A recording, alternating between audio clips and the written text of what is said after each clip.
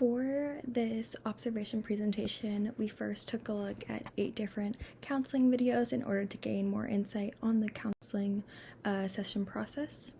And so the first video was titled Opening Wishes and Goals, and basically to begin with, the counselor communicated the basics of therapy, such as confidentiality, that whatever was discussed in the session would not be told to the client's parents as she was a child, or just like the basics of suicide protocol and all of those things. And then the therapist started talking with this girl whose name was Claire about what she desired, what basically told her to make 3 different wishes based on just what she wants in general in life. And from there, the therapist constantly affirmed what she was saying in order to understand what she was thinking and feeling. And if he didn't understand what she was saying or wanted to gain clarification, he would ask more questions in order to understand these wishes and goals and kind of the motivation behind them. In the next video, this was with the same client, in which the therapist taught her the 3-step emotional change trick. And so this trick basically involves 3 steps. He added a 4th one on the end, but first he taught her to honor her feelings, and then and these are mostly negative feelings towards how she's feeling about herself in comparison to others, or social anxiety, or just fears in general of not being good enough. And so then the second step is to think a different thought or do something different. So this could be doing something positive to get your mind off of whatever that negative thought is, or to think a positive thought to replace that thought. The third one is to spread the good mood, so to share those positive things with others. And then the last step was to teach someone else these 3 steps in order to remember, and also in order to share it with others that may be helpful.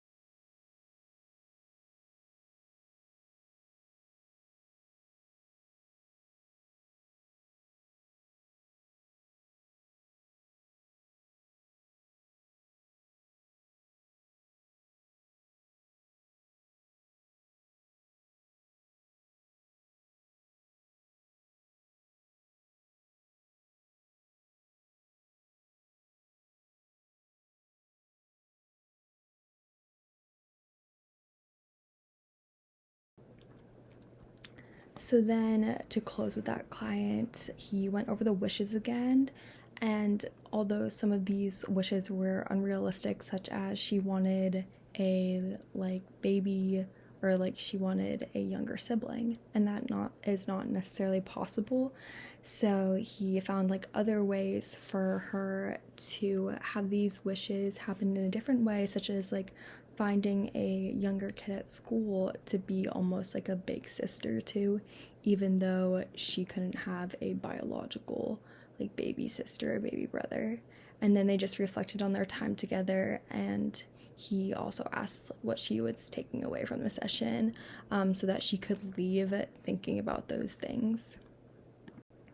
So then one theory of application that we can apply to these few sessions with Claire is positive psychology. And so positive psychology involves setting valuable goals, which Claire did, as well as recognizing one's strength, which was shown through asking what's good about you, and then also imagining one's best self, so seeing ways in which she could be the person that she wants to be and get out of the negative thought patterns that she has.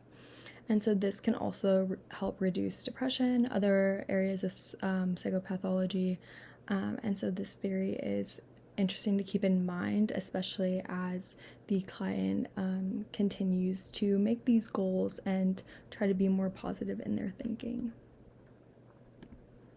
And so the next video focused on anger management. And so this same therapist met with a different client and was trying to understand a little bit about him more, even though he wasn't necessarily excited to be there. He asked some questions related to the client's aggression and anger, where it stemmed from, how often, things like that, and then would say that information that the client provided back to him in order to make sure that he understood. And he also looked at the emotions associated with the injury, especially the fights with family. And in the moments where the therapist was wrong in what they thought or what they said, such as the therapist would kind of make assumptions about maybe what this meant, or would try to infer what the client was saying and what that meant. If they were wrong, and then they would let the client correct them and then talk about how they actually felt versus what the therapist thought they might be feeling in that moment. And then also the client talked about being the person that they want to be, and also like asking for help through therapy and other means. And so a theory that could be applied to this is a theory of aggression, as this is kind of anger management type of thing. And so the theory of aggression could provide valuable insight as social aspects such as rejection or violent environments, especially as he's fighting with his family. So his family is also in this way kind of aggressive. And so looking at this could also lead to deeper conversation on where this anger could have stemmed from, and that they need love and support through affection, and often like wanting to feel more powerful and breaking out into these fights may have an impact on the affection they are receiving that is further fueling their anger. And so the next interview focused on motivation. And so a lot of this dealt with questions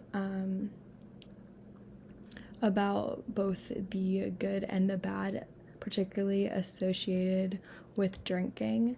And so they connected drinking to lifestyle and stresses, and also talked about goals. And they also used the cage questioning to further talk about alcohol consumption and how he dealt with that. And then the next video was a CBT session on social anxiety. And so they set an agenda, they made a problems list and talked about the different problems the client was facing, and when this was happening, how this was happening, the thoughts associated with it, as well as the emotions, and then finding ways to change that negative thinking into more positive thinking, like was shown through Claire's session with the positive psychology as well. And then the mental status examination started with easy questions and then kind of went to check feelings, mood, abnormal thoughts, hallucinations, abstract thinking, all of those things. And then a theory that could be related to these videos was the hierarchy of needs, which can show the motivation behind what these clients are going through and how they can change their motivations in order to have better behavior. And then also the choice theory also deals with motivation and what they choose in order to bring out these behaviors. And so it is important to also integrate a biblical worldview, which can be shown through loving others and resembling Christ. While that is extremely important, even if God is not mentioned within a session, as it might not be, just being able to love others is important, and also understanding that God desires for his people to grow emotionally and relationally, cognitively.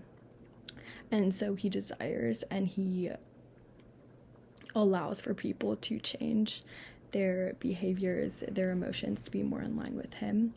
And it also shows God's redemptive work, that he can bring anyone out of anything, no matter how bad in a place these people may be. They have the ability to change. And then just a few things that I can apply moving forward in my counseling career. It is important to seek clarification when needed, not just assume that you understand what the client is saying and that you understand the emotions associated with the behaviors, that you seek clarification whenever you need to. It's also important to ask good questions, questions that are open-ended, that can lead to further discussion that may be helpful for interpretation. And then also it is important to encourage the client to set realistic goals. It's not the therapist's job to set those goals for the client, but to help the client set goals that are realistic and can move them to a better place. But that is an overview of the videos and some theories that can be applied and how we can biblically be in the counseling field and help those who are struggling move through whatever they may be facing. And here's the references. Thank you.